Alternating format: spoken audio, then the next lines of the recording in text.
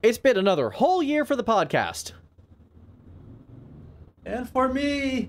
Meaning it's time to celebrate our anniversary. And my birthday. So join us for another look back at another year of Music Arcade. And another year of me. Welcome to the Music Arcade Anniversary Special. And my... Shut up! That voice was perfect, Eddie. I was like 3 feet away from the mic. Yeah, I didn't roll back that far. The tone of it. Yeah. Hello, everyone, I knew and what I wanted to go for. Sorry. Shut up! That's fair. That's fair. And we're off to the races. Hello, everyone, and welcome to the 2-year anniversary special of Music Arcade. I'm Galen, the SoundGuy Firestone. I am Ranakel, the ghost of podcasts past, showing the forbidden fourth host this grim, dark reality. And I'm Eddie, and I don't actually celebrate my birthday, but I do write the intro, and I do go for cheap jokes. And Yeah, that was the cheapest I could find. I feel the need to apologize, but you did write that. Yeah, happy birthday, dude, and... Elaborate jokes in this economy? Right? Yeah. I should note that, we've been doing the podcast for 2 years, so I should have known it in advance, but only when we were planning this episode about 2-3 weeks ago did it hit me that the podcast anniversary is exactly 1 day after my birthday. So, Yes. the joke was there. Exactly. Man, what a year of this show it has been. It has been a very mixed year, scheduling-wise especially. My move, in part, took like 3 months of my life. So that made things very complicated at times. And I'm still really thankful you guys stepped up while I was in Vegas. Well, I try my best to hold the fort when it needs to be, and it helps getting the right mindset that I know you'd do the same. Yeah. This has been a really experimental year as well. Like, we took some more chances than we usually do. Our April Fool's episode, I keep coming back to that one, is really kind of a highlight of the year. Because not only did we bring in the extra host, we brought in Sam, but, like... The forbidden fourth host. The forbidden fourth host. We should have invited her. I'm kind of... I feel like that probably would have been good, and I didn't think of that until right now. And now I feel like kind of a jackass. I thought about that while writing the joke for my intro. Yeah. So, go us? Go team! Alright. Well, we'll have her on sometime soon and try to get that handled. Exactly. Whoops. We're the most functional, dysfunctional podcast team around. We are. I mean, we do put out episodes, mostly. Like, we're on episode 40. Yeah. Wow. It's an average of 20 episodes a year. It's not bad. Not bad. Especially not for something that kind of started as a joke. We're just following More a Twitter a joke. Reaction to a trend that was expanded, and hey, wouldn't it be funny if, and then 2 years later, we're here. Oh yeah, we're following some Twitter joke, and then suddenly, you know what? Would be cool if we did a podcast about that. Yeah. And now we're here. I guess I never took it as a joke because I always do take music and sound seriously. Shocker, I know. Yeah, I don't feel it was a joke. I feel it was some, it was a whim. Format to follow through as an excuse to talk about some music we like. Yeah. I've been pretty happy with our format, all told. I like our kind of show and tell thing going on, and I think that works.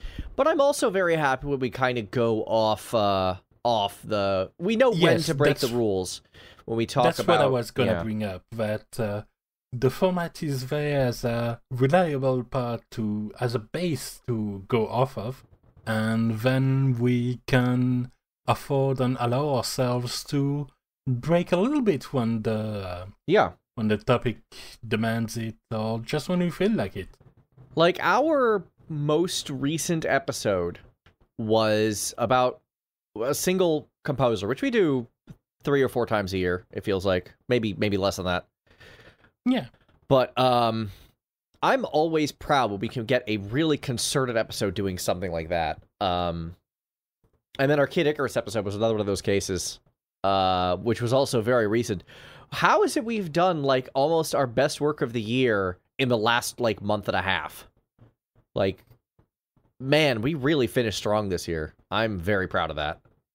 I think it does help a lot. I think it does help a lot that, well, you did finish your move to Hawaii. Yeah. And my health is finally improving, even though I managed to spend the last...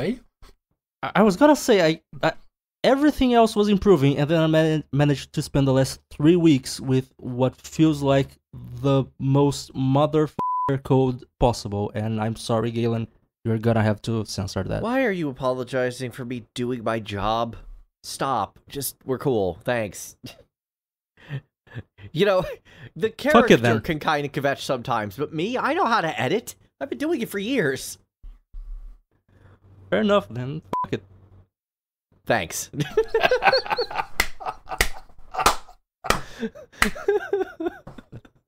And you say you don't have impeccable comedic timing. Right? I did say I go for the cheap jokes, and that was cheap as hell as well. It worked. Got us laughing. Indeed. I'll take that. Oh man, there were, you know, one of my favorite things to edit out, and like I mentioned this before. One of my favorite things to edit out is when one of you two says something so obscenely silly that we just break down laughing for a good minute and a half. And I sometimes wish I could keep those moments in, but they just take up so much time. And half the time, the thing you said is like quasi-irrelevant anyway. And I'm just like, not really much I could do here. Quasi-irrelevant. I'll take it. I can't remember if it happened this year or the last, but there was one episode where someone said something. I can't remember what. And we spent thanks helps a lot. Yeah, right? We spent like 10 to 15 minutes, just the 3 of us laughing, non-stop. I couldn't breathe by the end. It was... We have those moments on occasion, and I love them, and I usually hate cutting them, because, like, it is so natural, and I thought about, like, putting in, like, 20 seconds of it, then fading out and moving on, but that feels really unnatural. I've tried that in an edit a couple of times, and it just never works the way I want it to. It feels like a canned laugh track when I do that. That's never good. I get it. On the flip side, I would say that one of our best editing moments came this year on the April Fool's special, because that was the episode where you told me to make the most ludicrous story possible about how I got into Epica. Or how you didn't, really. Yeah, pretty much. I tried to get into Epica, let's put it that way. Yeah, I definitely like that way more than you do. That much is old history. But yeah, no, I'm actually, that was a fairly simple edit. Like, that was just cross-cutting and cross-fading some dialogue. Wasn't even, like, I cut out a sentence here, a thing there, and just faded them. But it came out really well. I was actually super happy about that one. I will be honest, I'm kind of surprised with myself as well, because I spent like 5 minutes just ending my own jokes. I mean, sometimes that just is what's needed. You are kind of our best improv guy, I think. Like, when it comes to making up off-the-cuff stories. Like, originally, I think I was the one who was supposed to tell a story, and I had to, like, literally respond to you guys, and I'm like, I'm just not that smart. I can't do that just off the top of my brain. I need backup, and Eddie volunteered to step up, and we made a really great sequence out of that. Yeah, I think I'm more of a notes-taking guy, and I think for work for this podcast, I kinda infected you with that. Yes and no. I do take fairly copious notes, but I also get lazy and start resting on my laurels and not doing that. So, like, yeah, you definitely are helpful in keeping me on the ball. That's for damn sure. And can we just give a shout out to Rana over here? Because there was a point, I'm just going to go ahead and peek behind... No, we cannot. Well, damn. There was a point, peeking behind the curtain, where the schedule was kind of falling apart, and I was, like, only available, like, once a month because of everything that was going on, and Rana just put his foot down and was like, yeah, we need to do something. We stop this bullshit. Like, let's go. Oh no, you're going to have to cut yourself out of that world. How dare I bleep myself? No. But, a big thank you to Rana for that, because sometimes we do need a boot in the ass. Yeah, and I don't necessarily like being the one delivering it, but I think it's important sometimes to do something, and I hope you would return the favor if it needs to come down to it, because it's not just that things are lacking and that the result isn't there, it's that, honestly, given that we have a rhythm and that we kind of like doing that, not missing episodes regularly and delaying again and again, it just feels bad after a while anyway. I fully agree, and I was definitely letting my personal life get in the way of the show, and I really need to stop doing that. You know, I mentioned this on the Discord, but I may as well fully announce it now. It's my hope that over the course of 2023, we get the full, like, new package together. I want to hire someone for PR and social media management. I want to get a new graphics package together.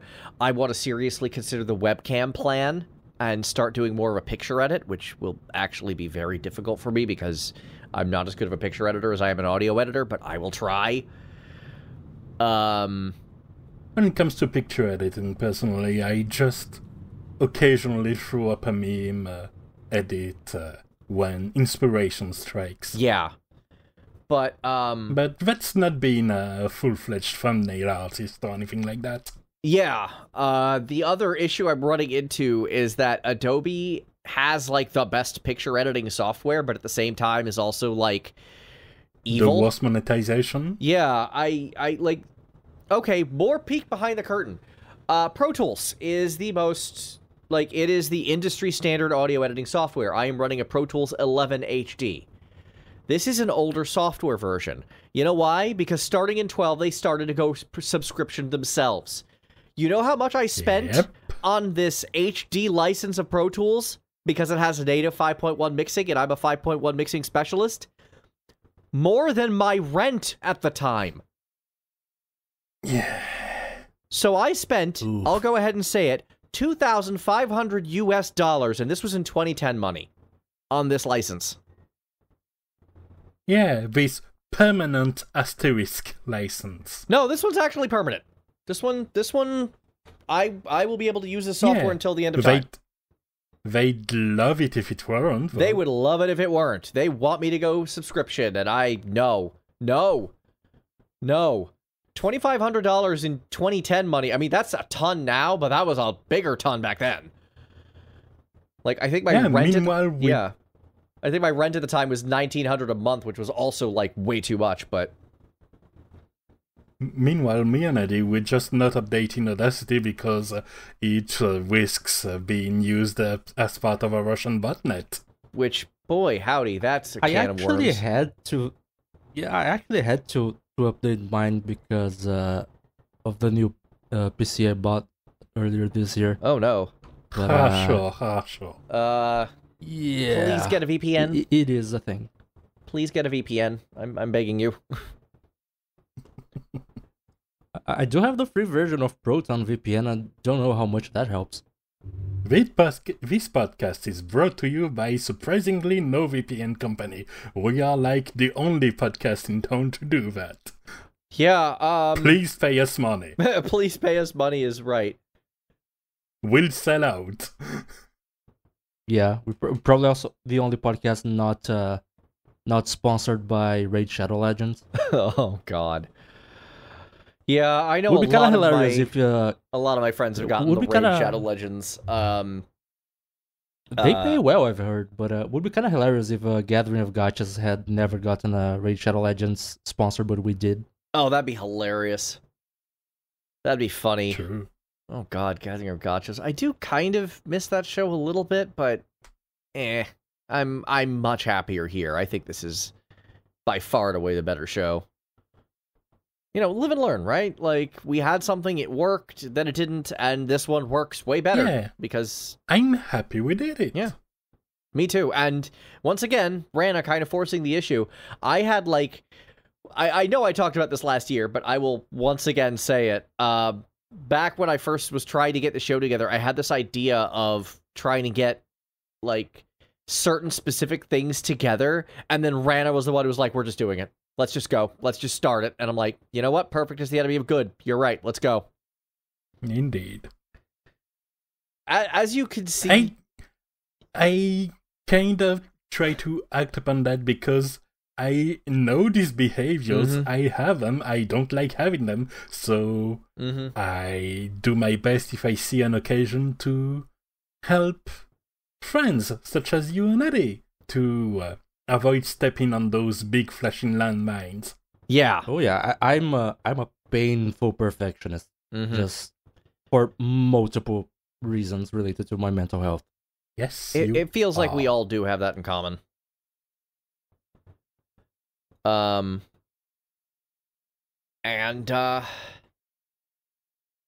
man, this show has just been like, there's so much about it I'm so happy with. If I had to, like, kind of shoehorn us into roles, Rana was like our executive producer, the one kind of keeping everything like up and running and just making things work. Execute. Pretty much.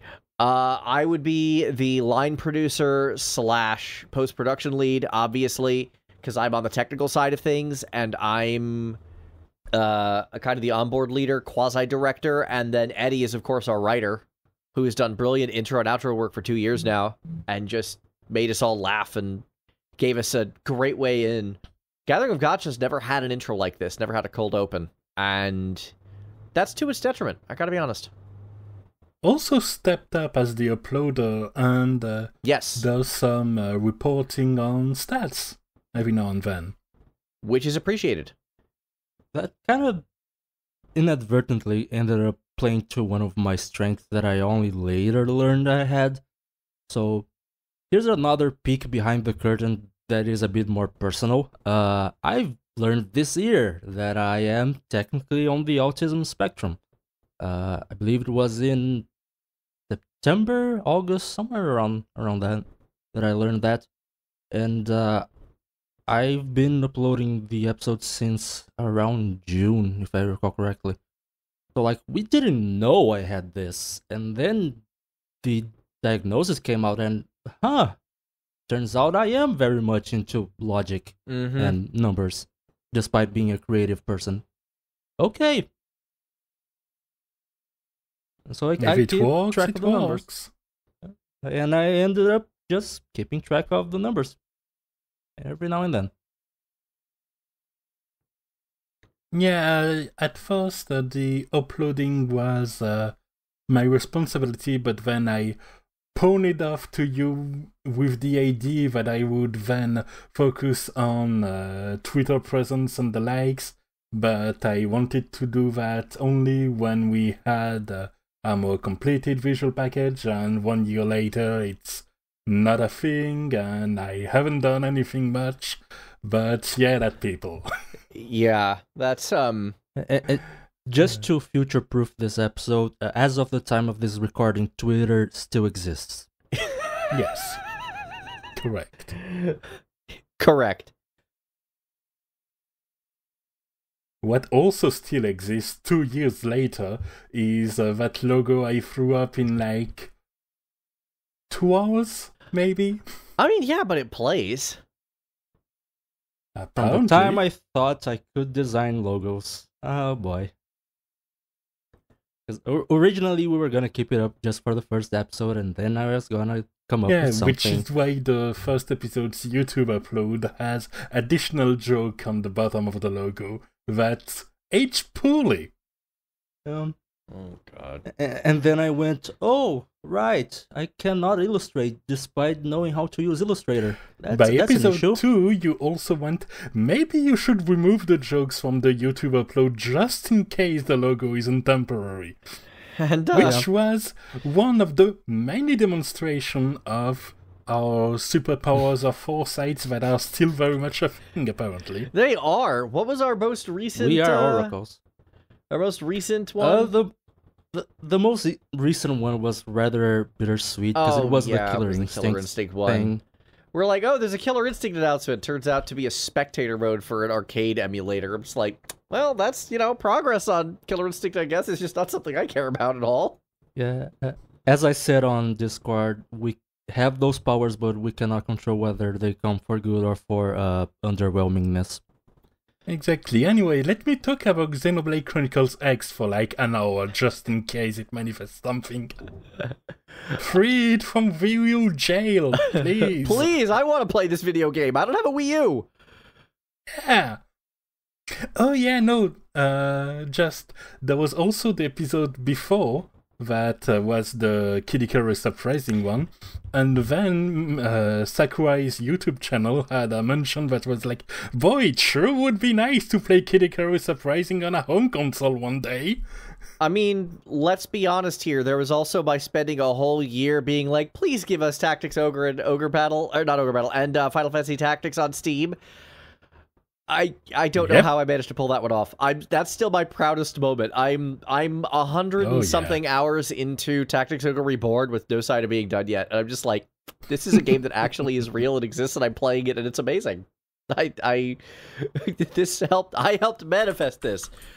More specifically, I didn't, obviously, but I do feel like that maybe it's tooting our own horns, but considering how often we tend to call or otherwise predict things, even obliquely, I feel like we have our finger on the zeitgeist somehow, and I don't know how we've managed to do this. I was gonna say that. It turns out looking at video game music is a surprisingly efficient way to keep your finger on the pulse. It really is.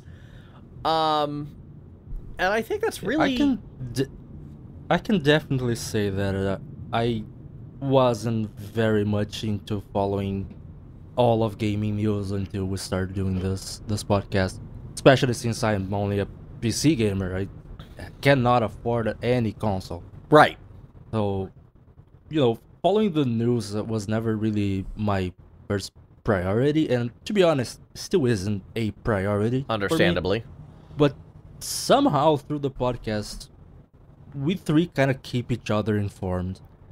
Yeah, and it's something I actually really like. It's just sharing the more recent news. I did it recently with the Game Awards, just spamming the more recent announcements that were relevant to me, and that's actually how I came on to use Discord at all. Because for a while I was off Skype and on nothing else, and then got a friend to contact me to have a temporary little group on this new program called Discord that was weird but interesting, just to chat about E3 like 2017, I want to say. And the server in question is still up and is basically the real life friend server that I have on. That's awesome. Yeah, I lost my train of thought. This happens a lot. I'm probably going to leave that in. My attention span has really gone to hell the last couple of years.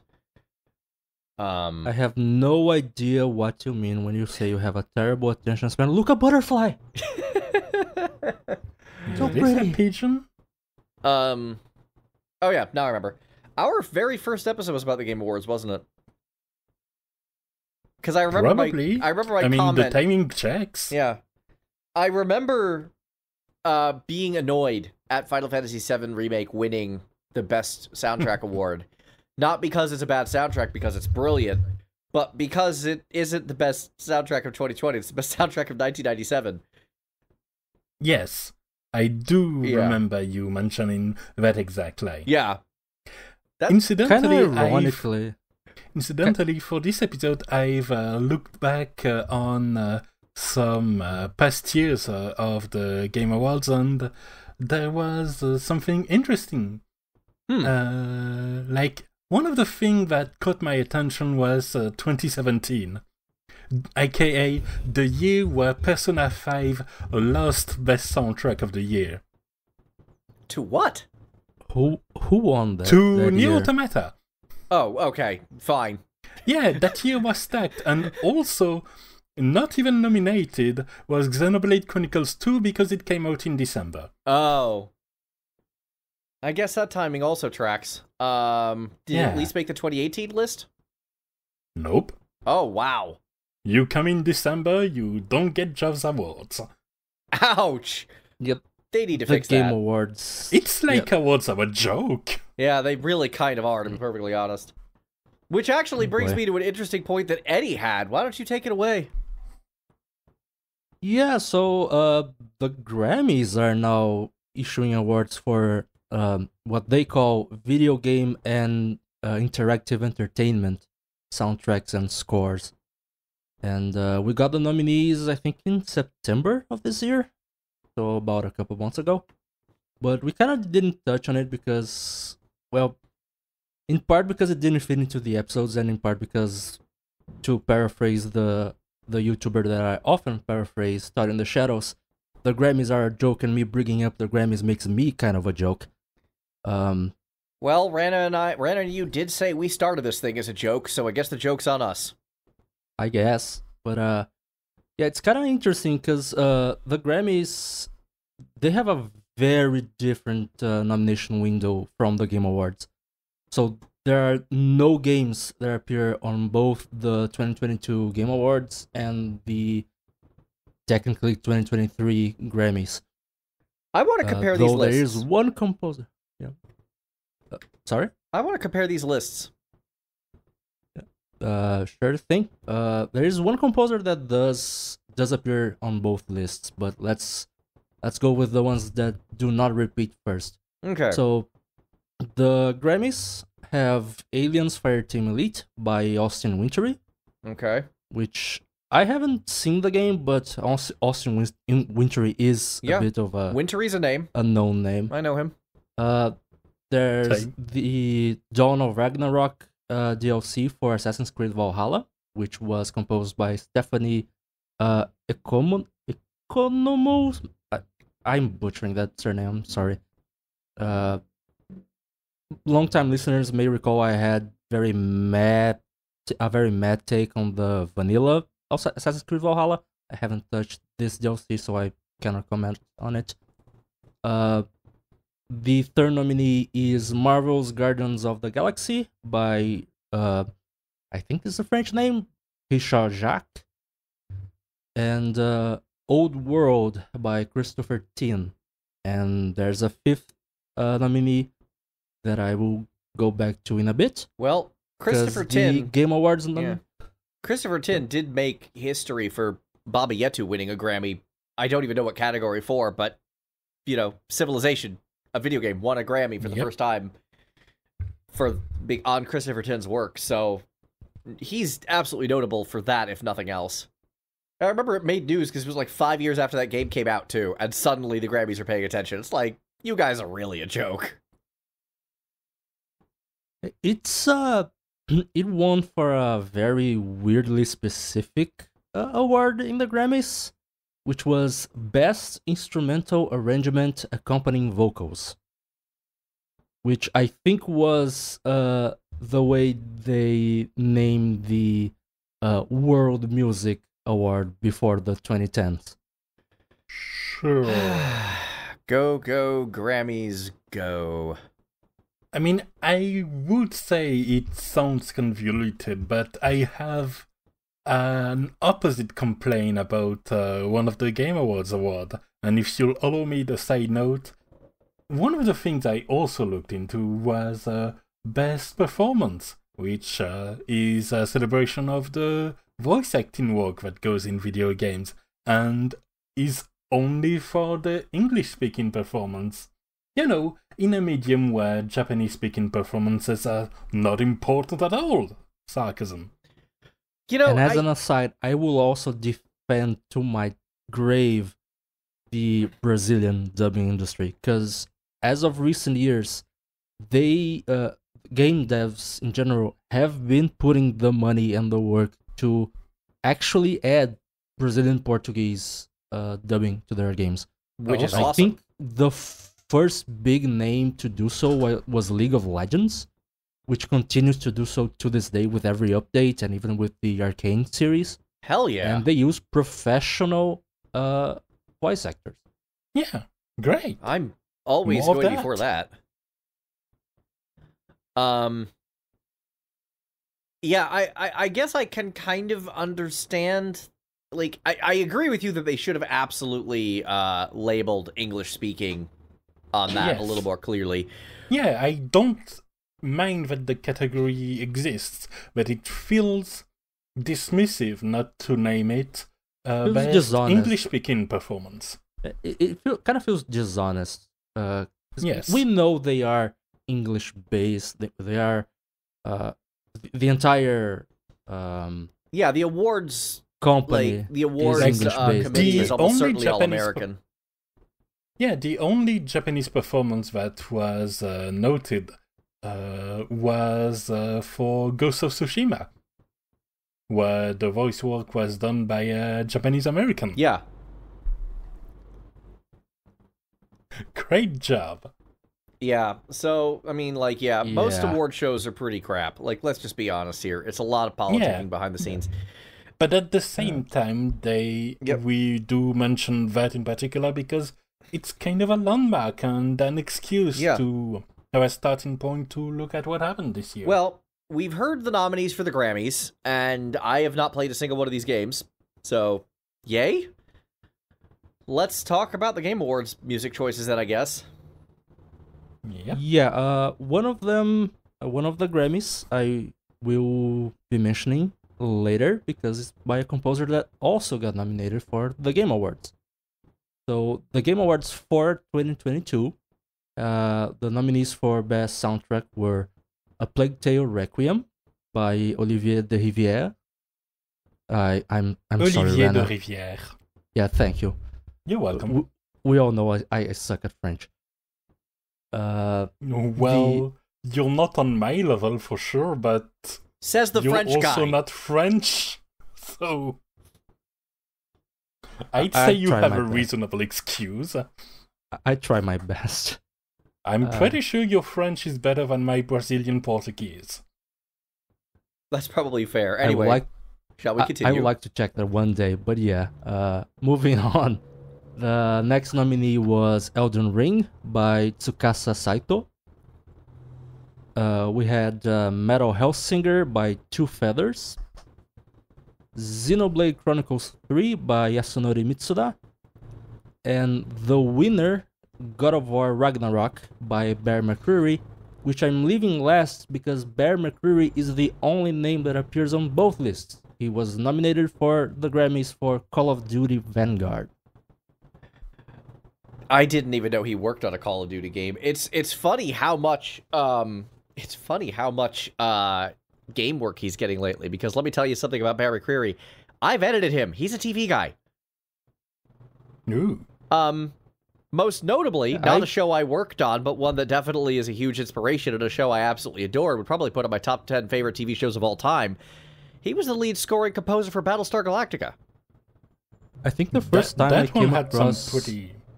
some pretty relevant musical leitmotifs and everything, Right? too. Yeah. Yeah. I think the first time I came across his work was when he was announced as doing the soundtrack to... The score, actually, sorry. To the movie Godzilla King of the Monsters, which was the sequel to the Americanized Godzilla trilogy. And I remember there was a lot of talk about how, he added taiko drums, and he was heavily inspired by Japanese musical traditions, and you could definitely hear it. And he also, just for the end credits, made a cover of Blue Oyster Cult's Godzilla, which was pretty fun. That's pretty great. I still prefer the original, but his version was pretty fun. I mean, yeah, it's a movie version. I'm not that surprised. But straight up, like, he is a really good composer. Yes. So him winning the Game Awards, if just from a politic, doesn't piss me off that much. Though I did notice, once again, they're bad at labeling, because I noticed Elden Ring, they left out like 2 or 3 composers, including Yuka Kitamura, who we talk about. Yes. And then, let's not get started on how many they left off of Xenoblade 3. Where's Ace Plus? They're just as important as Mitsuda. That they are. And I would also argue for Metal Hellsinger, while they did credit the apparent songwriters, Two Feathers, I am not familiar with who Two Feathers are. I would say that the talent in Metal Hellsinger was a big part of why that soundtrack was notable. It's a big selling point to have like Serge Tankian and Michael Stada and Bjorn Strid, all these people who are like, hey, metalheads know these names. Hell, non-metalheads know Serge Tankian. And the craziest thing is that, on my perspective, that wasn't even Metal Hellsinger's best trick. The best trick was integrated that into the gameplay in such an effective way. Yeah. The game, it feels like a pleasure to play and listen to. And that wasn't a given. Yeah. This is, from everything I've seen, a really experimental game that I would love to check out at some point, and I probably will sometime next year. And it's not my personal favorite of the 5, but it's the one that feels the most impressive for its gameplay integration. Yeah. And then obviously, like, Xenoblade, just as a general rule, just goes completely over the top with their music. I've never heard a Xenoblade soundtrack that I haven't liked, or at least respected. I'm not a huge fan of Xenoblade X, is what I've heard, but that's just because it's not my style of music. Yeah, Xenoblade Chronicles 3 is my least favorite Xenoblade Chronicles soundtrack. And I still think, I mean, it is my favorite of the nominees. By pretty far, honestly.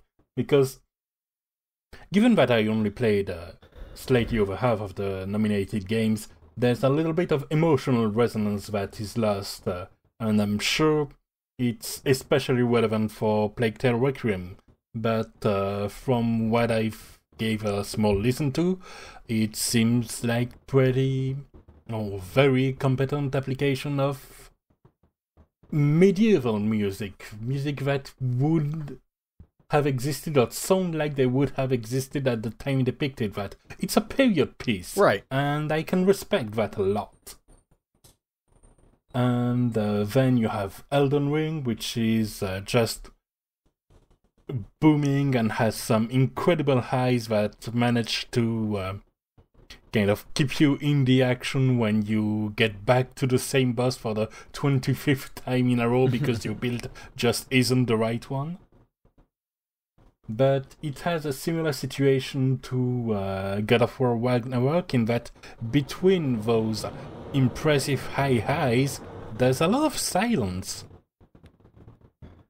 A lot of complete lack of music, just taking the atmosphere and roam around a little bit. That's a pretty common thing with Western games, I've noticed. Most Western RPGs and Western adventure games tend to lean heavy on the environmental effects as opposed to the music. We've covered this a few times. Yes. Which is why Elden Ring feels a bit surprising in that aspect, because that is a pretty Western application of those terms. Yeah, that's then again, so it's generally open world as a design decision. Yeah, but boy did they pull it off. And then we have God of War Ragnarok itself, and given that it won, I gave it a more thorough listen in preparation for this episode, and I have notes. Care to share with the class? Oh boy. Yes. So, given that I was, to be perfectly honest, a bit salty for Xenoblade's sake, I came in there with the idea that I'm going to look at what's wrong and point at it and be angry and salty about it. And my first conclusion is that those tracks are really good. It's Bear McCreary. I'm not really surprised that he's a good composer because he's always a good composer. Yeah, like, I thought it'd be way more samey than it is, but while there are some concerns, and I'll come back to those, there really is a wealth and a treasure of different uses of what he has at his disposal, his compositional skills, but also the entire big budget orchestra and the choir.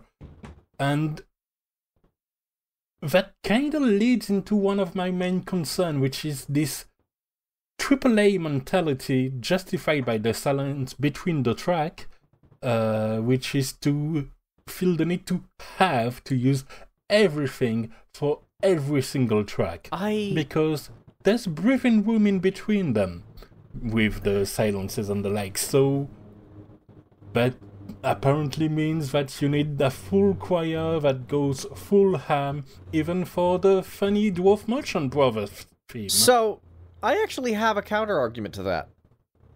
Go on. So, y'all may remember that I'm friendly with Gerard Marino, the composer of the original God of War games. Mm-hmm. As a result of this, I have listened to those soundtracks as well, and you know what? What you're talking about is actually part of God of War's brand identity. It's part of its musical identity, even if that identity has shifted in the T.C. Carson to Christopher Judge years. I still think that enough of that identity remains, and enough of that recognition remains, especially given a spoiler making a return surprise cameo in God of War 2018 as their original God of War 1 voice actor. There's still enough connection to that, like, giant, over-the-top, just cinematic experience that the God of War franchise as a whole possesses, that I kind of think that may have been intentional, and that, like... Oh, I don't say that it isn't intentional. Yeah, but I'm kind of like, it would be weird if it was, like, God of War with silence is already weird. It would be weird if when there was music, it wasn't just balls to the wall. Yeah, but as a result, I have to admit that listening to the soundtrack in a row was a bit of a challenge after a while. It's kind of like when, with a friend, we marathoned Metalocalypse. I love me a little bit of metal. Having it for 4 hours uninterrupted can be a little bit heavy in the end. Yeah, there is such a thing as overstimulation, so I get it. But I feel like this may be an in-context situation where probably in the context of the game, it's a lot more even-handed.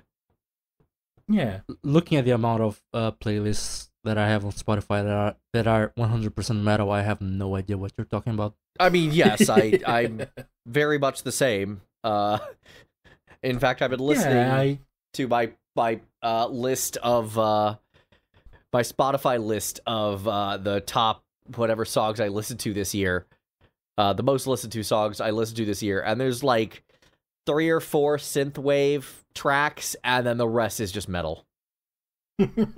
So I don't even bother with those anymore for me because I use music to help me sleep, so that my sleep playlist just absolutely smothers the entire thing at the end of the year. Fair enough. But no, to come back to the composition of the soundtrack itself, when you get down and listen to it, I feel like it really lends itself to be analyzed, because you can see the motives, you can see things like, oh, this one has a call and response because they're 2 brothers, so there's a duality that I emphasize. And this here is a theme that feels like it continues on. It tells a story if you really listen to it. And it's great and it's interesting, but without that analysis, I mean, how to say it? Okay, I think I've proven over this past year and the one before that I think subtlety is the tool of cowards and that I don't like it. Didn't you just go on this whole thing about how unsubtle the soundtrack is as a failing? No, I don't think it's unsubtle. On the contrary, I think it's booming and kind of overbearing, but I don't think it's unsubtle. There's a difference there. Okay. But, so the themes and the kind of colorations are very different, but if you just give it a passive listening to, it's just orchestra and choir, orchestra and choir, orchestra and choir, and the instrumentation is very unified, which feels weird to me for a game where you go across 9 different planes. I guess that's fair. And I think I can see your point. And I understand that a lot of that is deliberate. It's choices. It's good choices for what it's for. But after listening to a few tracks, I just wanted to return to the Xenoblade Chronicles 3 soundtrack because it feels more diverse, more unsubtle in some ways, but also more fun to me. There's also a very present motif that is the flutes, because two main characters kind of use these as part of funerary rituals. And so there's a lot of flute everywhere, to the point where there's this animation I linked instead of a more static image YouTube upload, in which there are things like a flute being used as a flamethrower, or a giant recorder missile pursuing somebody. And it's kind of excessive at times, and that's the normal battle theme, but there's other track when there's no flute, because it doesn't need to be everywhere 100% of the time. And this can lead to interesting things where there's a variation of a theme you've heard before, but now there's flute added because of some story relevance, and there's way to take things off in order to make them more important. And that's the kind of thing that resonates with me, really. All of that is fair. All of that is very fair. I try to be. Understandably. I have not heard the God of War soundtrack, and what little I've heard of Xenoblade 3 I've liked, but I'm not really in an authoritative position to argue for or against either of them. I will say it doesn't sound like God of War is undeserving of the Game Award. Yeah, absolutely. And I am definitely not saying it shouldn't have been there, it should have been that other one. I'm just stating that it's not where my heart goes. That's entirely fair. And again, when I listened to God of War Ragnarok soundtrack, I wanted to listen to Xenoblade Chronicles 3 soundtrack. When I listened to Xenoblade Chronicles 3 soundtrack, I wanted to listen to Xenoblade Chronicles 2 soundtrack instead.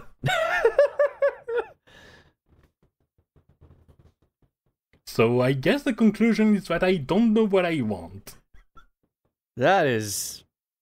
Though, to be fair, part of it is kind of intentional, given that there's one side quest in the game where they pay reference even more directly to their predecessor, to the point they shift the battle theme to Big Xenoblade Chronicles 2's battle theme, and it's awesome. Do they go back to ones at any point? I think so. Good. All I needed to know. If nothing else, there's also the trilogy of You Will Know Our Name in Xenoblade Chronicles 1, Xenoblade Chronicles 2, which has You Will Remember Our Names, and Xenoblade Chronicles 3, which has, I think it's just You Will Know Our Names final version or something. You know, it's funny how, like, That's a good song, but it is not one of my favorite battle themes for Xenoblade 1, and I Same. kind of, like, I get why it's their big one. I know this is a totally unfair comparison, but every time I hear You Will Know Our Names, all I can think of is it's a weak version of the Asterisk boss theme from Bravely Default 1. Yeah. I think that's a statement I can get behind. It's not even my favorite, but at the same time, part of why I linked the tribute animation to the Yeah, I have some notes battle about theme. that theme. That song is wild. Yeah, and I linked the animation because it kind of shows the way this track resonates not just with me apparently, but with enough people that throughout the series, these kind of video tributes are pretty consistent, that there's something people want to pay homage to because it tickles them the right way. And I think that's something that God of War Ragnarok kind of soundtrack doesn't set out to do. And I don't know, I feel like I'm more the kind of people that enjoys those extroverted, here's that track I like, so I'm grooving to it kind of situation. And I'm going to send 15 terrible memes about how the Akira Yamaguchi theme in Like a Dragon rocks too. Oh god. Yeah, I fear for our now playing segments starting in January because we got the Year of the Dragon coming up. We talked about doing it as a podcast. I feel like we may need to just spin it off and just have a separate Year of the Dragon podcast, like entirely, and just not even bring in the Yakuza music in and out playing. Otherwise, it's going to be like 80% of our not playing output. Yeah, no, that checks out. Oh god. I do expect to spend a lot of 2023 just hearing you guys go on about Yakuza. You know, they are all music. on PC. You are welcome to join us in this challenge. I know they are, but you know how I don't do well with RPGs usually. I have a hard time calling this one an RPG, but okay. Other than Like a Dragon, which is besides definitely, Like a Dragon, that yeah. one's an RPG, but everything else is like a beat 'em up with some RPG trappings. Yes. Fair enough. That's kind of the reason why I'm not. I'll just go ahead and say it. It's kind of one of the reasons I'm not looking forward to Like a Dragon, because like at the time of this recording, I think River City Girls 2 comes out tomorrow.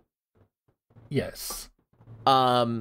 And that sort of beat 'em up hybrid made me so happy and continues to make me happy. And the fact that I have this, like, I come from this, like, final fight and beat 'em up background. Golden Axe, millions of hours of Golden Axe playing with my friends as a kid on their Sega Genesis. Yeah. And even some arcade experience too. Oh, no shortage of that. Like, can we shout out the Simpsons arcade game and the X-Men arcade game, both of which are just absolute classics? I spent more than my fair share of quarters on those. And, like, I come from this beat-em-up background, and that informed my later love of games like Devil May Cry and games like Dynasty Warriors, which have that, like, beat-em-up DNA in there. And to have this, like, modern beat-em-up franchise with these adventure and RPG elements that just really speaks to me become just a straight RPG down the road makes me really glad Judgment is a thing that still exists, and I hope it continues to exist. Please, more Judgment! Because, no, Johnnies, don't destroy the franchise. We need it. I absolutely loved Like a Dragon, and I agree that the beat-em-up part needs to still exist because I have issues with it, but overall it's still very good and very fun. Yeah. I mean, it's not like, flawless. The lack of consistency at times in a post-Dark Souls era can be irking. You know my opinion on Souls games. I've been pretty open about my dislike for the genre, so I don't mind things being a little imprecise. I care about how fun they are, and, you know, as far as I'm concerned, the combat system in the Yakuza games beats Souls any day of the week in terms of just sheer fun factor. Mm-hmm. I don't want to play a game just because it's hard. It needs to be fun too, and I think that's really kind of the... I think part of that is that the fandom pushed the hard aspect instead of the fair aspect and the consistent aspect, which is what matters to me and what makes these games fun to me, not the hard part. Fair enough. I will say, just from personal experience, the only actual Souls games that I've liked have been Dark Souls 2, Scholar of the First Sin, and Bloodborne. And then that's about it. And even them, like, Bloodborne's the only one I would rate, like, genuinely high. Dark Souls 2, Scholar of the First Sin, and I have to, like, specify that, like, specific enhanced version. Yes. Was at least playable. I did not like Dark Souls 1. I played like 10 minutes of Dark Souls 3 before I said F this. I played a bunch of... Yeah, no, I understand. Yeah. Like, no Souls game is in my top 3 Souls-like. Yeah. I didn't enjoy Code Vein at all. I thought it was a mismatched, just misbalanced mess. I love it. So you've repeatedly said. The Surge 2, I played a little bit of that one and kind of enjoyed it. So on and so forth. Probably my favorite Souls-like, and this is stretching the definition of Souls-like for a lot, is actually Dismantle, which is an indie game that came out this year. Well, sounds like a great way to start talking about other games that haven't been featured in award and that came out this year. Let's do that. All right, let's take a look at this list you provided. Yeah, which was just some games that were noteworthy to me in some way, even briefly, even if I haven't personally played it. Like, Windjammers 2 has some gems, even though its timing of release definitely wasn't the best. Windjammers needs this arcade energy to be fun. I didn't even know it existed. It does, and I think it was delayed a couple of times because releasing a game that is so reliant on couch multiplayer or arcade multiplayer mid-pandemic is a choice. Yeah. Yeah. So, yeah, it got a bit unlucky in that aspect, which is a shame because it has some very cool look and some very sweet presentation. IMO. Pokemon Legends Arceus. I don't know how it's supposed to be pronounced, but I refuse to pronounce it any other way. I have no memory of that soundtrack. I enjoyed the game. I have no memory of that soundtrack. I think there was like 1 or 2 songs I thought was cool, and then they just left my brain and stayed gone. Yeah, it was definitely more subdued than most Pokemon soundtrack, which was very much intentional. Yeah. I feel. Yeah, moving to open world. It was a nice experiment. King of Fighters 15 is on here. Fighting games usually tend to have pretty good soundtracks. That's already February. I want to go back to another January game, which was Needy Streamer Overload. I've never heard of that. Sorry, my brain skipped that one. I apologize. No problem. And this one was weird. It's kind of a multiple endings time management game that is pretty edgy at times, and it's weird, but I feel like the soundtrack does some interesting things with reflecting like some of the mindset content creators can get when they try to get really into the grind and really into getting some big numbers and go faster and faster for what is essentially more and more gamifying their job. And that frantic tone was something that stayed in my mind when I looked at the game. I was like, oh yeah, that track in particular. I'm glad that's what that game was, because that title gave me two options and one was not safe for work. It also is that option. Oh god. You have specific ending if you have too much sex. Of course you do. Oh, Of course you do. who made this game? The same team behind Max Gentleman? Like, what the hell? Not that I know of, even though the Max Gentleman guy is currently working on another game in the series. Okay. And just started writing for it. I follow it. I played a little of that one. I thought the writing was pretty good, but the gameplay just drove me up a wall. And I'm just like, I like these characters, but this business fighting mechanic is just, it's a combination of overly complicated and way too thin. And I'm just like, I don't know how you managed to do the worst of both worlds, but good job. Get me out of here. Yeah, it has a bit of a mobile feel to it. It does, and that really kind of hurt what little of it I played.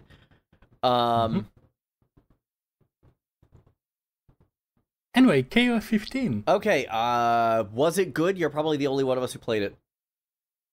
I think I was, and yeah, it was good. It had some pretty nice follow-up as well, and yeah, no, it's solid. It's kind of hard to take in, but that's part of what makes it uncompromising, and I like that. That makes sense. Yeah. As for the soundtrack, some good homage, some good reinterpretations, some edgy sounding new things that feels a bit phased out of time, but I kinda like it. It was pretty sweet musically. Not, oh, this should have been nominated in the Game Awards or anything, but it was a fun time. And then we have not one, but two over the course of this year, Voice of Cards games, which is They're basically pumping one every 6 months. Yeah, and that's the immortal combination of Taro Yoko and Keiji Okabe, which we know works so well. I don't know anything about these soundtracks. It's a series I keep meaning to get to. But at least the pedigree's there, but then again, we're dealing with someone who is wildly inconsistent in the form of Keiji Okabe. Yes. There's definitely some strong points, but it's no Nier Automata. That admittedly is a very high bar. Yes. Even for the man himself. Yep. Horizon Forbidden West. I need to play this game at some point in the future. I have a PlayStation 5. I will remember my opinion of the first Horizon soundtrack was a giant middle finger, in that I literally don't remember if there even was music. Yeah, and that feels like a trend that would carry over to the second game. Like, there's me going, there's a soundtrack here, but I don't remember it. That isn't that. This isn't that.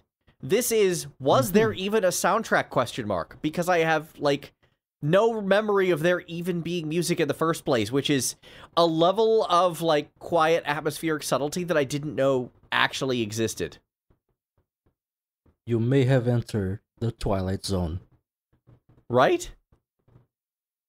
Yeah, no, it's the highest level of this Western sensibility that says that the soundtrack only exists in order to reflect on the game, and that it kind of isn't allowed to shine by itself. To which I say, have you played Halo?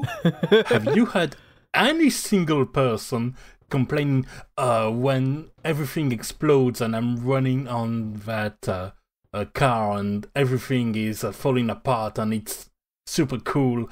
I totally got out of the action because the music was too good. Yeah, that's a little incorrect, I think. Yeah, I feel like it's something that gets repeated a lot, but isn't really a thing in the facts. Like, having a music that takes you out of the action is only really a thing I feel, very repetitive games or grind heavy or MMOs in particular, where that can be a thing. aside from that, I don't really see it. Got it. Next we have Destiny 2 Witch Queen. Eddie's going to be the primary on that one. Eddie? Yeah, I kind of got into it in the middle of the year.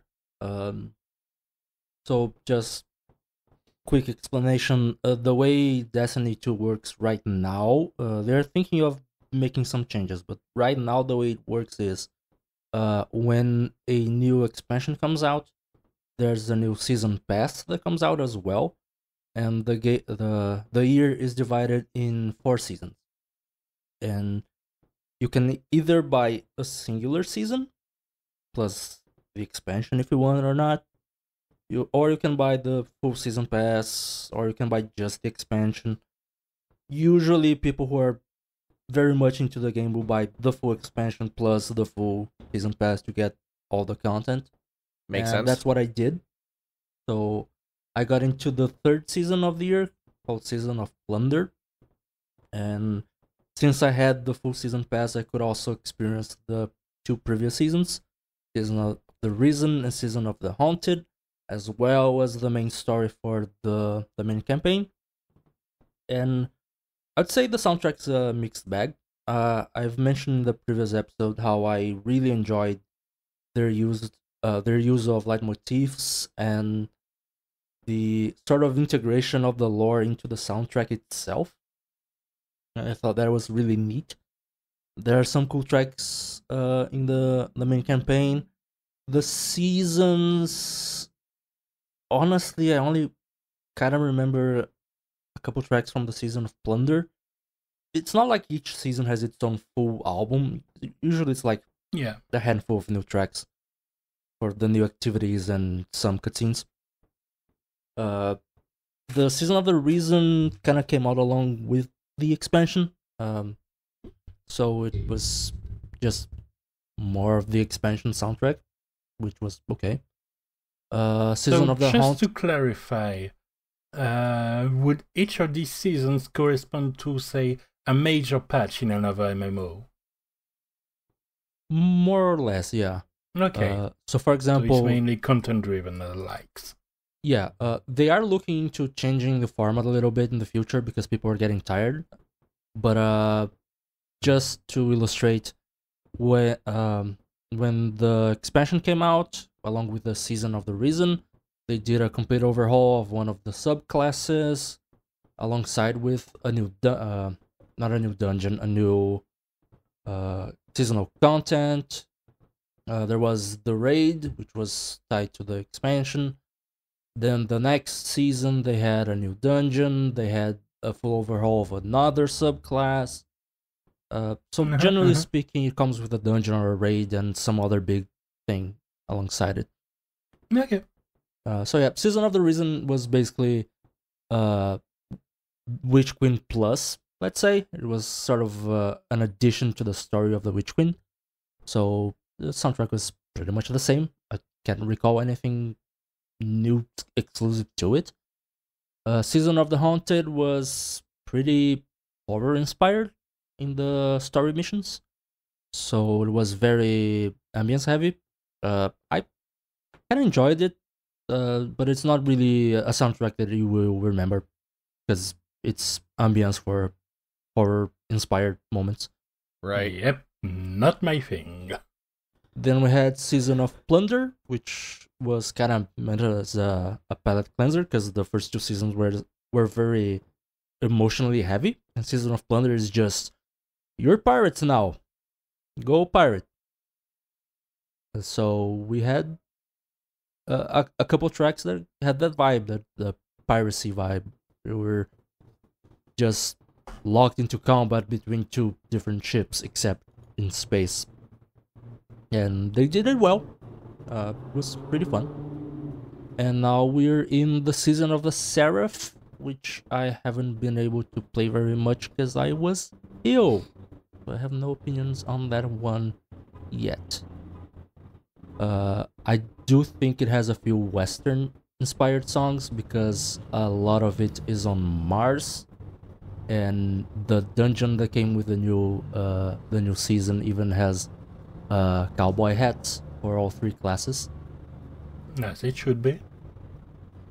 There's even a bit that this is entirely unrelated to the soundtrack, but there's a bit in the dungeon that's pretty funny at the start, because you're coming into this abandoned research facility. So there's a lot of abandoned buildings on both sides, making it look kind of like a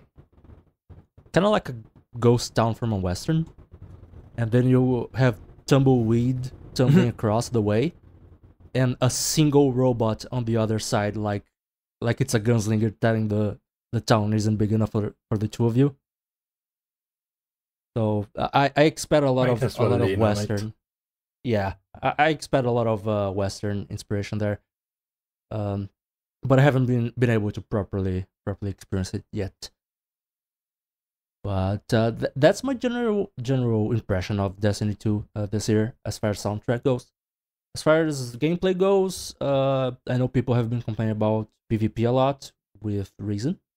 Though there has been a rework to the PvP system this season, so we'll see how it goes. But I've enjoyed the reworked subclasses. They've been pretty fun, and we can do some pretty over-the-top stuff right now, which I applaud. All right. So it looks like next on our list we have Monarch. Yeah, which I put down because it just feels like it'd be interesting. It looks like an off-brand Persona. I feel like this is a spin-off team. Like, not a game spin-off, but a team that spin off from some other development team that wanted to make something Persona-like.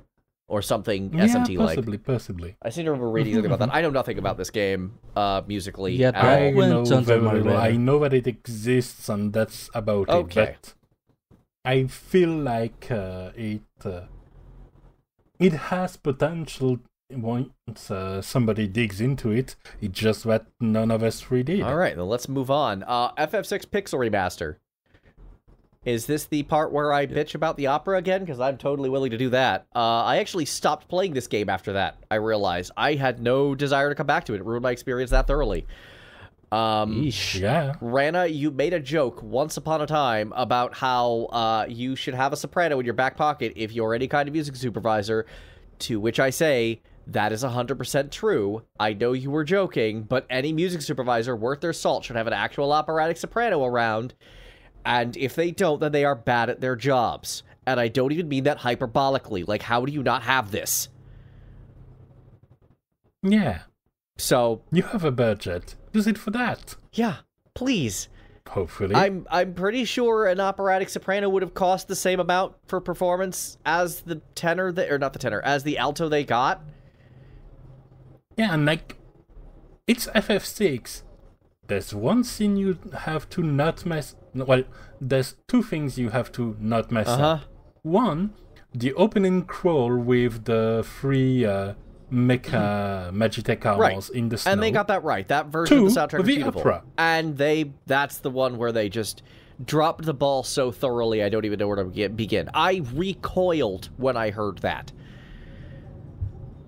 Yeah, and it seems like they wanted to make the effort, which is why they made it in 3D and the likes. But they dropped the ball at the most important part. And it's yes. And it's weird because there's no precedent for this. I've seen the opera at Distant Worlds. They get a soprano. I've heard all sorts of concert versions. They, sopranos. Why did this one get the alto? What happened here? Okay. Anyway, I'm done. You've heard me yell about this a lot. I'm going to be yelling about this some more during my Best and Worst list on New Year's, so, be prepared for that again. Atelier Sophie 2. This game was kind of a surprise that it exists, because they went to Part 1 and Part 2 of a follow-up game before coming back to Sophie. Yeah, and they're going to go back to Rise at 3, but they've went back to previous trilogies a little, especially with... Atelier Lulua was the main one, which was a continuation for like 2 or 3 trilogies ago. They released a lot of games. Yeah. And, this one was, but you're right, surprisingly solid to play on its own without any context of previous games of the series because it's an isekai. But how was the music? Wait, it's an isekai? The Never music- mind. I'm not asking that question. We don't have time for it. How's the music? The music was nice. It's chill. It has some sweet moments. It's not my favorite of the series. That would be Atelier Aisha, but it's pretty good. You've shilled for Aisha a few times. Yes, I did, because it's a good soundtrack. And now we have Elden Ring, which, okay, it's a Soul soundtrack. You kind of know what you're getting. Yep. And then we also had Yu-Gi-Oh! Master Duel that came out in February. It's Yu-Gi-Oh! I tried. Yeah, it was surprisingly good, the soundtrack. I don't How play Egyptian is it? One of the songs is very Egyptian. Just 100% Egyptian. Okay, but they do vary then, alright? Yeah, because the entire anime, every season kind of changes completely the basics of it. So since the game has pretty much every card, not literally, but almost every card out there, it has all eras of Yu-Gi-Oh! Into it. I'll be honest, for a collectible card game, an online collectible card game by Konami in 2022, I expected a lot less. But the soundtrack is actually pretty fun. It's kind of ambient adjacent because it's a card game. It's not like there's a lot of action going on. Right.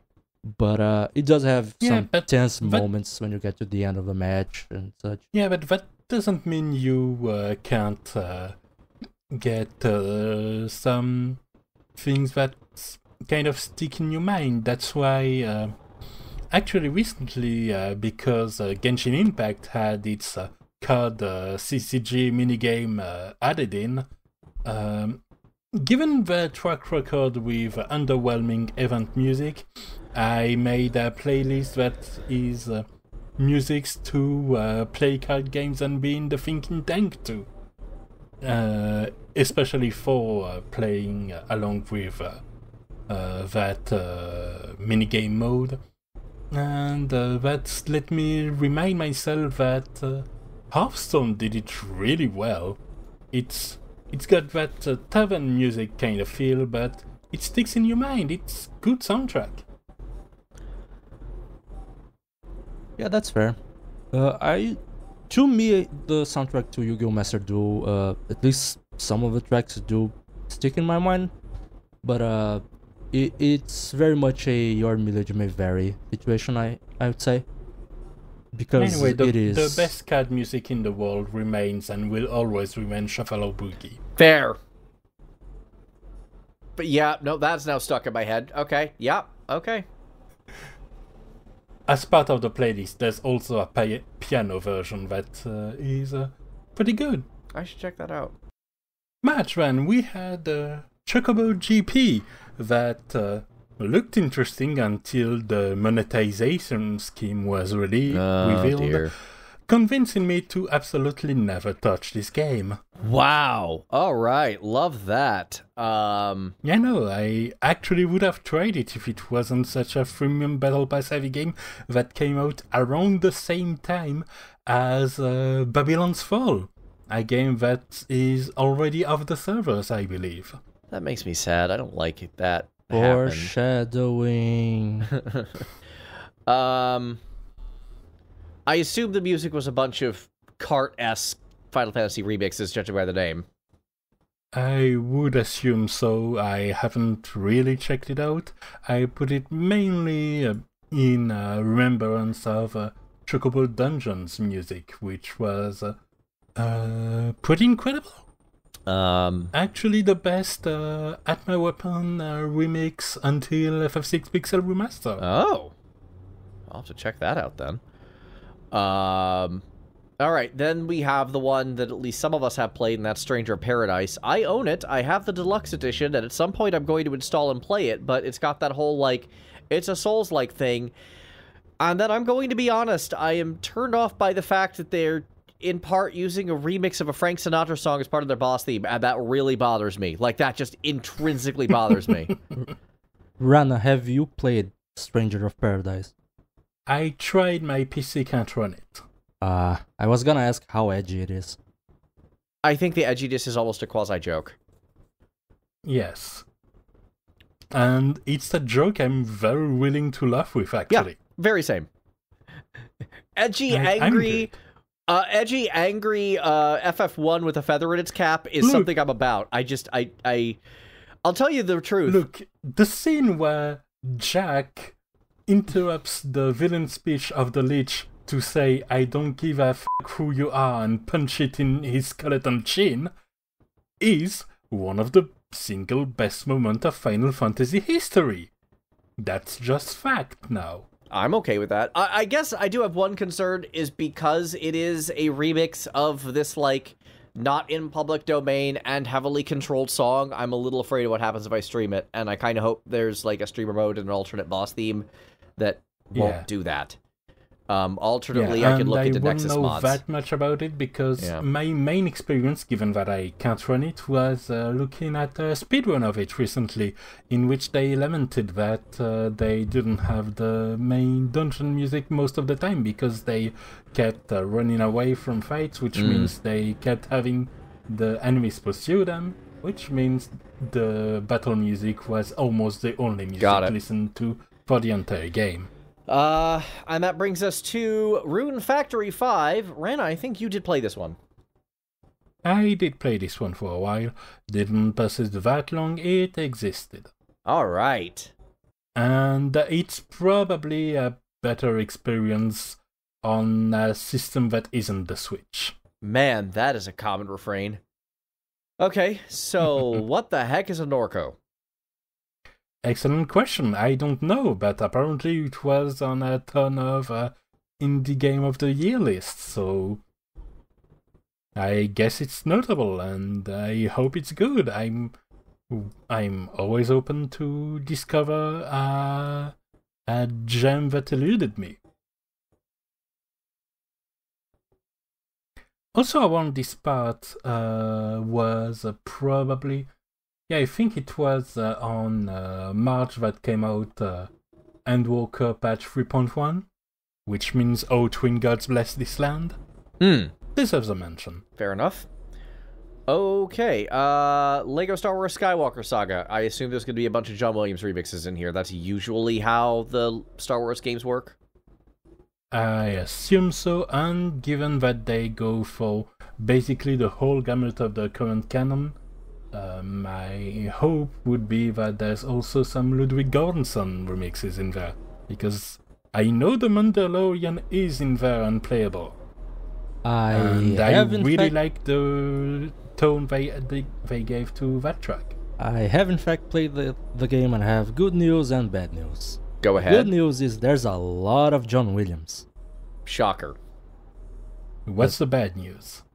There's only a lot of John Williams. The characters from The Mandalorian are just character packs. They don't have story missions. Unfortunate. It's John Williams, so it's good, but do come with tempered expectations about the character packs. Also, I haven't watched Andor because I don't think it's the kind of sci-fi that speaks to me, even though it's reportedly very good / the single best series Disney I've put out in these last years. I've heard Andor is somehow better. I've heard good things about Andor as well. But then again, I actually really liked Rogue One, so... Yeah. And you have principles to abide by. That too. Okay, Rogue Legacy 2. I saw a streamer play a little bit of this. Was it Markiplier? I don't even remember. It looks fun. How's the music? The music's pretty catchy. It's always nice to return to which part. It kind of fades in the background, but they tend to have some pretty distinct hooks that really help you associate the sound with the biome they're in. It's some solid stuff. I liked it a lot.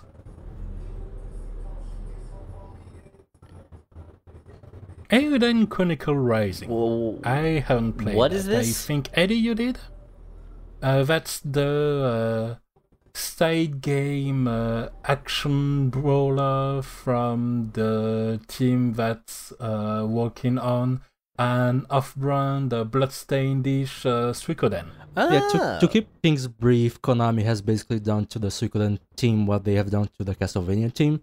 So the Suikoden team is doing their own bloodstained take on Suikoden, which is Eiyuden Chronicles 100 Heroes, I think it's the full title of the main game. And Rising is a spin-off that they reached through Kickstarter. A lot of people supported on Kickstarter, and it was a stretch goal, just like the 8-bit style Bloodstain spin-off. I've played Eiyuden Chronicle Rising, and it's been a while, and being a while in 2022 means my memory is gone. Right, but so I none of the tracks left an impression in your head, is what it is. I remember it being pleasant.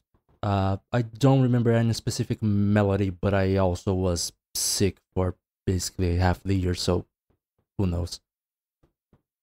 Alright. Then we had Sultan Sacrifice, which was the sequel to Sultan Sanctuary, one of the more notable 2D Dark Souls. Yep. With that, I imagine there was a fair amount of tracks that were suitably grimdark. Yeah, that was my experience with Blasphemous, so they at least share some similar DNA despite being different companies and different, I was very much gonna draw the comparison too. Yeah. It's just sort of right there. I tried playing the original game, but I just did not enjoy my time with it, so I didn't touch the sequel. As far as 2D Dark Souls, my best experience in that department remains Ender Lilies. I've heard good things. Next, we can move on to May. Yep. May, we had the grand-awaited release of Diablo Immortal. Don't you guys have phones? The letter T in Immortal is silent. Yes. Yeah, I've seen the... I don't want to get into this conversation because we'll be here for another hour, but do we know anything about the music? Nope. Then we dump this game into the garbage where it belongs. Yeah, everything I've heard about the game line has been about the monetization, nothing about the music. Which... Yeah, and when you make a monetization scheme disguised as a game, do you really get to be talked about for your artfulness? FFBE had a good soundtrack. Yeah, and by the way, I'm very happy about the fact that we have the full tracklist for the next Final Fantasy Theatrhythm release. Ooh. The Final Fantasy music game.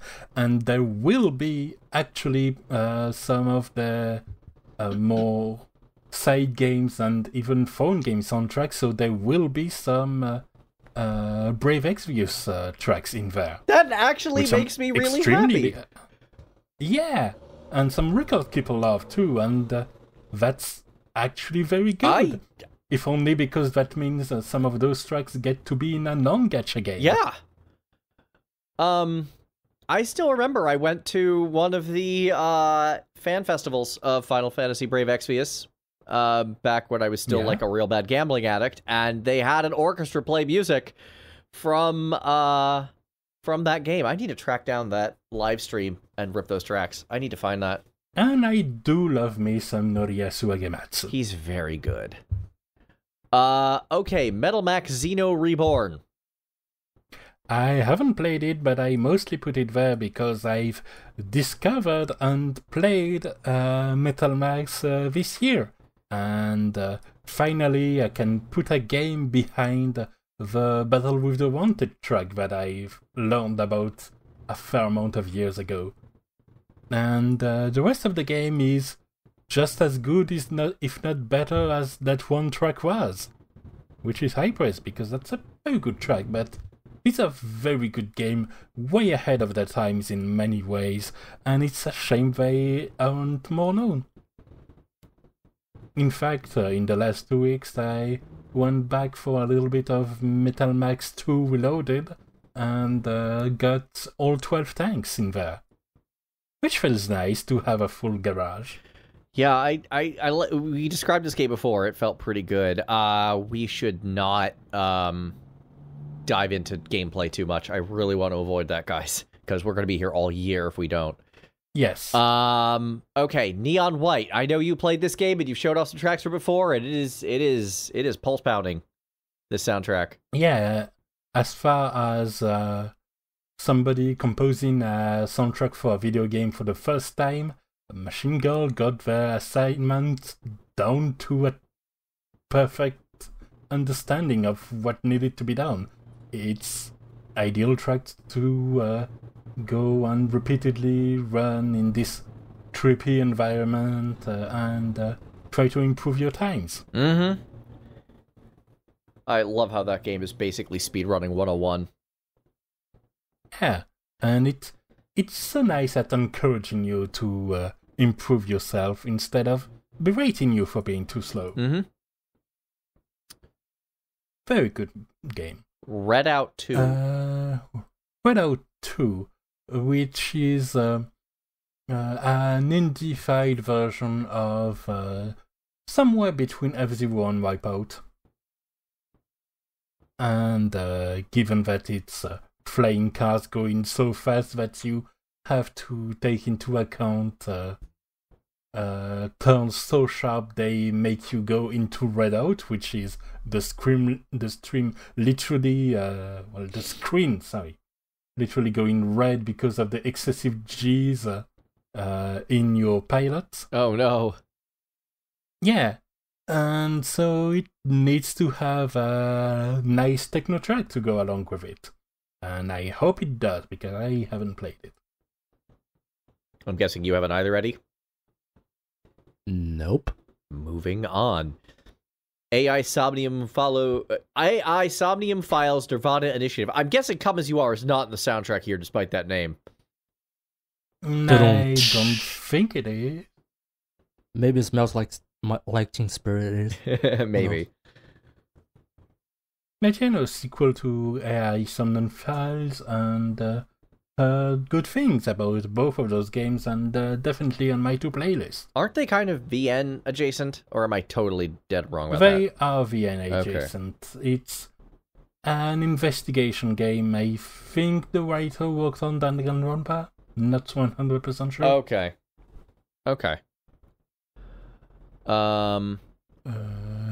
Teenage Mutant Ninja Turtles Shredder's Revenge. I hope it has tracks worthy of that series Wasn't legacy. that one done by the Wu-Tang? Or at least members of it? Oh yeah, there was at least one track of the by the Wu-Tang. That's a cool vibe. And frankly, just... If you're gonna have guest star, that's a strong one. I'm not much of a hip-hop guy, but if I, even I recognize the need for more Wu-Tang in the world. Yeah, absolutely. Monster Hunter Rise Sunbreak. I have not played it. I haven't either, surprisingly. I have never played Monster Hunter because it's too expensive for me usually. Yeah. But Rise, the base game, had an excellent soundtrack. So I hope they kept the trend. And even though the setting is different. And the base game is going to be on the Game Pass in January. So looking forward to that. There you go. Saddle up for a fun time. Now we're on to, looks like June. July. June, yes. Power Wash Sim had no soundtrack, but I feel compelled to credit Carl Casey here for reasons why I stated in Now Playing Once Upon a Time. Just really good, royalty-free dark wave. Big thumbs up there. Exactly. Live Alive, on the other hand, has a Yoko Shimomura soundtrack, and I really need to listen to that soundtrack. Yeah, and those remakes were extremely competent. Didn't she remix herself? So I'm kind of not surprised by that. Yes. Xenoblade 3, we talked about at length earlier. Creep. Yeah, just lots of... 2 Point Campus. Lots of flutes. boy, howdy, Yes. 2 Point Campus I wanted to like more than I did. It's fine, and the music is fine. It's better than 2 Point Hospital was, which is saying something, but it still just doesn't rate higher than fine. Yeah. They're doing, I think, like the updates that they are starting to roll out and will hopefully continue to roll will add even more interesting stuff. But I mainly respect the latest they rollout because it's the Christmas update and they're naming it 2 Point Krampus. That's fair. I support a good pun. Tower of Fantasy. It was Shield a fair bit when it came out, and it feels like it fell flat in 2 months. Awesome.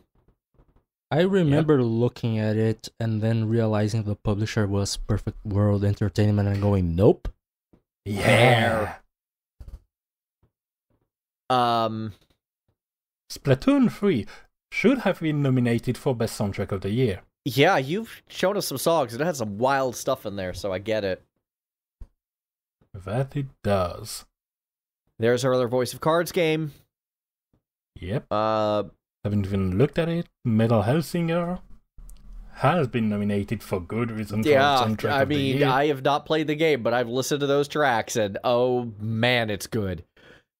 Metal Yeah. Hellsinger is very intense if you're a good player, and if you're like me, it's still a very good melodic death metal experience, Oh yeah. which is also intense in its own way. That's a brutal self-own you just did right there. I suck at FPSs, even a rhythm FPS, so you know. Speaking of rhythm game, Trombone Champ came out. That game has been making the rounds as a meme online a lot. Oh yeah, it knows it's there to meme, and I think that's interesting to have a rhythm game that is so self-parodic in a way. But most importantly, I appreciate that it seems to be mod-friendly to the point where one of the most notable track is actually One Winged Angel, where you have the illustration of Steffi Graf with a comically long trombone Masamune. That's funny. I remember when you shared that. Really Yeah. is. Diofield Chronicle, composed by the Game of Thrones composition team, Ramin Djawadi and... Oh, really? Yeah, Ramin Djawadi and, I forget the second guy's name, because I usually just, focus on Ramin. Right. I haven't played it, unfortunately. Yeah, I remember our comment on the subject was, they have a sound they were going for. That sound was apparently Game of Thrones. Yeah, I mean, if you want to go for a Game of Thrones sound, there's worse ways to attain it than to hire the actual Game of Thrones team. Yeah. Let's be honest, at least they went for the Game of Thrones composers and not the Game of Thrones writers and directors. Correct. Stopping you right there. Directors are pretty much universally great. There's only one that I really didn't like, but even towards the end, the direction has been on point. The writers were trash, but the directors have been great. I'm going to take exception to this. Miguel Sapochnik is a genius. Move on. Okay, fair. Shovel Knight Dig. Haven't played it, but I appreciate that it seems to have a more involved gameplay than some of the other Shovel Knight side games. And given that Shovel Knight is pretty much the face of indie game crossovers, it's nice that he gets some job on his own series still. Right? I hope it'll get an actual sequel at some point. Now the next game on the list is actually a surprise to me because I'm like, that actually released? Legend of Heroes Trails from Zero. Apparently, it's a long series, and I barely tipped the toe inside of the first one that was translated. I played the first 2 Trails in the Sky games. The second one was far better than the first one. The first one was an extended intro.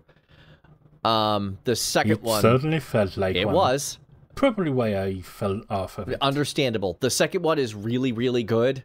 Like, really good. Like, probably in my top 40 or 50 RPGs of all time good. Good. Never played anything else from the series, in part because it was so hard to play Trails of Cold Steel because of the system and publisher change, because they went from XE to NIS America and completely just upended everything. But the music in the Trails of the Sky games were pretty darn good. Like, I would stand by those soundtracks. Very good use of leitmotif. Railgrade. What the heck is a railgrade? That's a game with like 3 different clashing aesthetics that kind of reminded me that you can't just put Nightcore, Nightwave on any soundtrack and call it a day. It isn't the miracle band-aid it almost is. Sometimes even duct tape just doesn't work. Indeed. Valkyrie Elysium. Motoi Sakuraba's best soundtrack in years.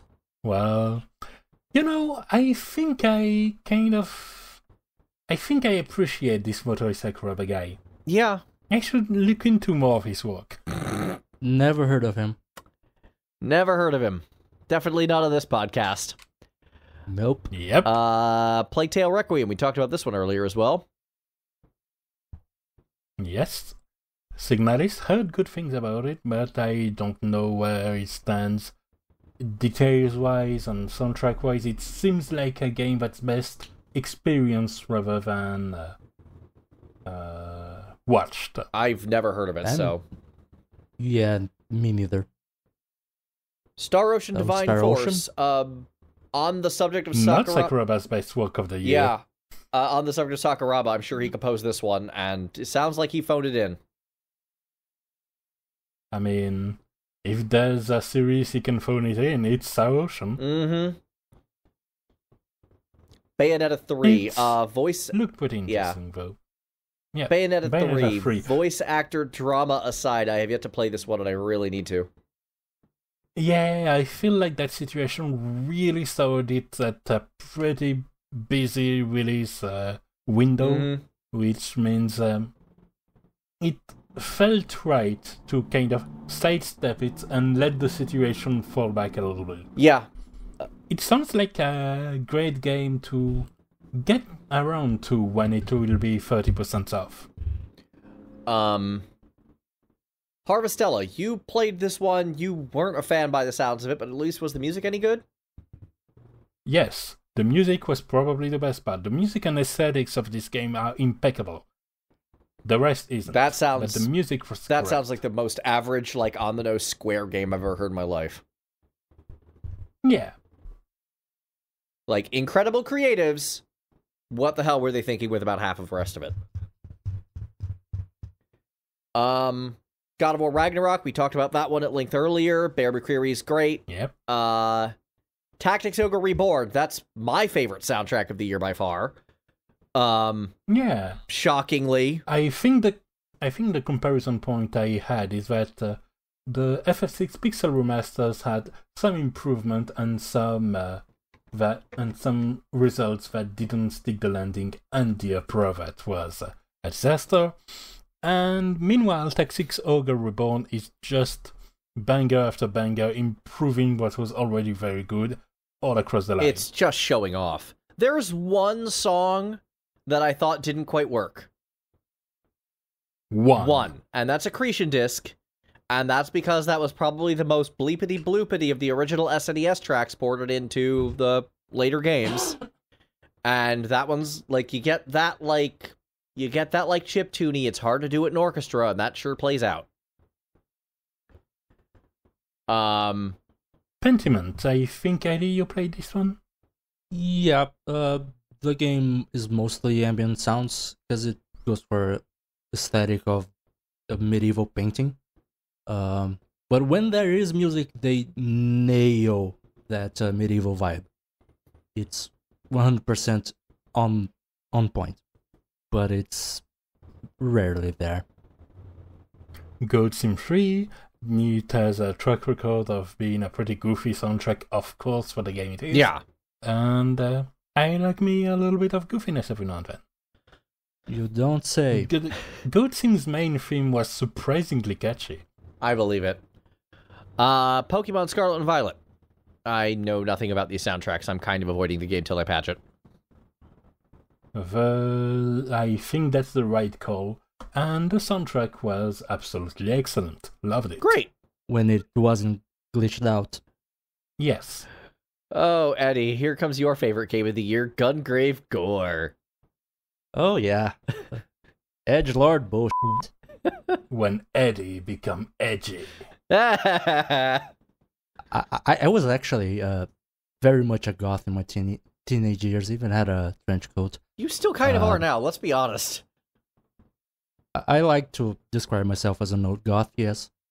Even though I'm barely 30. The soundtrack to this game is fine. It's some alternative metal stuff, basically. But the game will never not be funny to me. That feels like the kind of game where new metal is surprisingly acceptable. Yeah, there's some tracks that kind of feel like new metal. Like I said in the episode where I brought this game up, I was hoping something by Tsunoyo Mahori, which the original Gungrave was, the soundtrack was by him. And it kind of had a thing going where the game was extremely edgy, and it was contrasting to a very loungy soundtrack.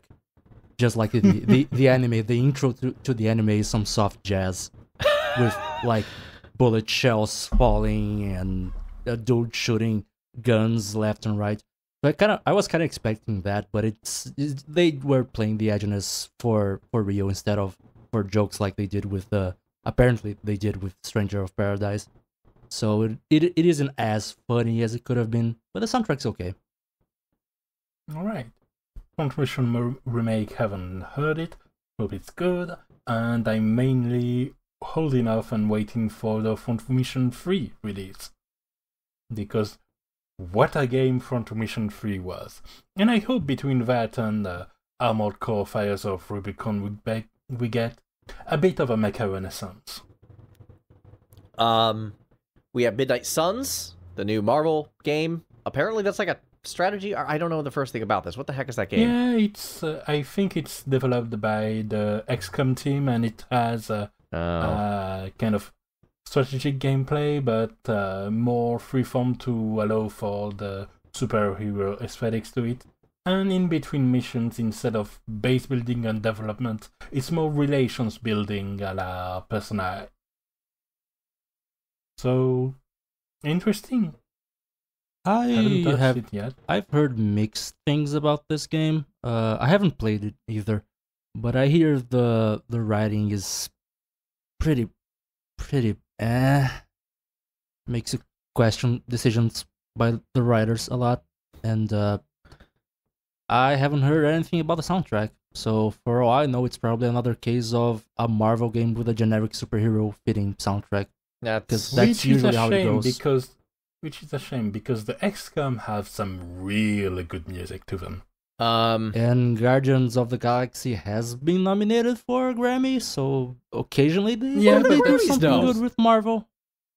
Yeah, but isn't that mostly licensed track anyway? I have no idea. Which is how it should be for Guardians, if any series has an excuse for it, it's that. Exactly. And finally, we have one of my contenders for Game of the Year, Ixion. Oh, yeah. And this I've played the demo of that when the demo first came up in a Steam Next Fest, and they get the vibe really well. They do, and I really like the main theme. It's just this really cool, like, it's the right balance between tense and hopeful, and I think that's important for a space station sim. Yeah. Because, given that it is kind of Frostpunk in space, I think it's important to keep your eyes on something other than a death spiral it's so easy to get into. Oh boy. And then, yeah, this composer, Guillaume David, pretty good. Pretty darn good. I like what I'm hearing. Good. The name is new to me, but seems promising. New to me as well, but I like what I'm hearing, so I'll take it. And while it isn't out yet, we've briefly touched on it, but I can't see a world where River City Girls 2 coming out tomorrow will have a bad soundtrack. I mean, Megan McDuffie is a really strong composer. I like a lot of her solo work as well. Like, yeah, and there were some previews peppered in here and there on social media, and it was good. I mean, the first River City Girls was so... That soundtrack was so good, it made me reevaluate my musical taste as a whole. It literally got you into a genre. Like, I had to go, wait a minute, do I actually like this? And I do, it turns out. So, that says a lot about how good that soundtrack was, and I can't imagine the second one to be a failure by comparison, especially given it's the same composer. Yeah. God, I would love to get her on the show for an interview, let me tell you. Oh, that'd be amazing. Also, in more recent games that haven't necessarily released recently, but that I've played recently, since honestly that episode was a bit of awards discussion and then an extended no playing, really. I went back to The Grace I Set Army, and that soundtrack keeps being a very good, very period evocative, because it's got that Sherlock vibe to it, along with a bit of Ace Attorney sauce, and I like it a lot. I think, given the writing and the gameplay system, it is my favorite Ace Attorney game. Okay. Period. And given how much I love that series, that's saying a lot. That is pretty high praise. I've also touched on the full release version of Potioncraft. The music is very discreet, but it does medieval stuff that corresponds to its aesthetics. It does the job.